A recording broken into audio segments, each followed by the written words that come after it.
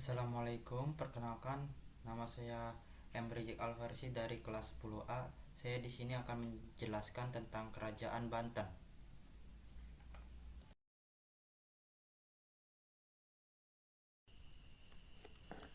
Syarif Hidayatullah atau Sunan Gunung Jati adalah tokoh sentral dalam berdirinya Kerajaan Banten.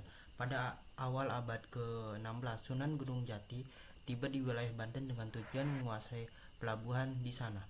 Sunan Gunung Jati berhasil menguasai Banten pada tahun 1525 sampai 1526 Masehi dan memulai pemerintahan di wilayah tersebut. Maksud dari memperebutkan pelabuhan di sini adalah mengambil alih kendali atas wilayah pelabuhan Banten. Pada saat ini, Sunan Gunung Jati memimpin pasukan Demak untuk merebut pelabuhan Banten dari Kerajaan Sunda yang sebelumnya menguasainya. Portugis juga memiliki kehadiran di wilayah ini, dan salah satu tujuan mereka adalah menguasai jalur perdagangan maritim di Nusantara. Oleh karena itu, memperebutkan pelabuhan melibatkan persaingan antara berbagai kekuatan untuk mengendalikan akses ke pelabuhan tersebut.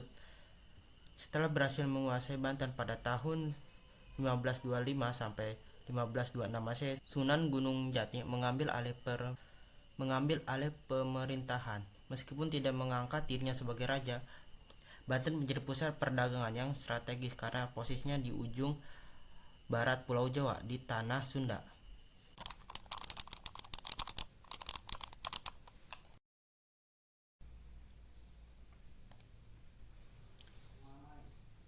Puncak kejayaan Kerajaan Banten terjadi pada masa pemerintahan Sultan Ageng Tirtayasa 1651 sampai 1683 Masehi.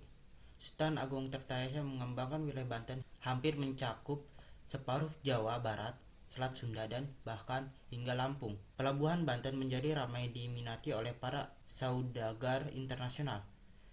Ekonomi Banten berkembang pesat dan kerajaan ini mampu bersaing dengan VOC dalam perdagangan maritim. Sultan Agung Tirtayasa memperkuat angkatan perang Banten untuk melawan VOC, perusahaan dagang Belanda yang berusaha menguasai wilayah ini.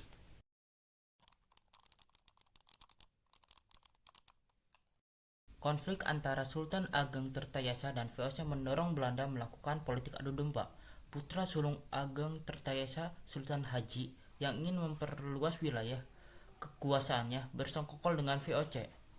Sultan Haji akhirnya menggantikan Sultan Ageng Tirtayasa sebagai Sultan Banten pada tahun 1682. VOC berhasil menguasai Sultan Haji, dan sebagai imbalan Sultan Haji menyerahkan penguasaan daerah Lampung pada VOC. Pada tahun 1813, Gubernur Jenderal Hindia Belanda Thomas Stamford Raffles secara resmi menghapus Kesultanan Banten, menandai runtuhnya kerajaan ini. Kerajaan Banten meninggalkan peninggalan bersejarah yang perlu diapresiasi, dan kisahnya tetap menjadi bagian penting dalam sejarah Nusantara.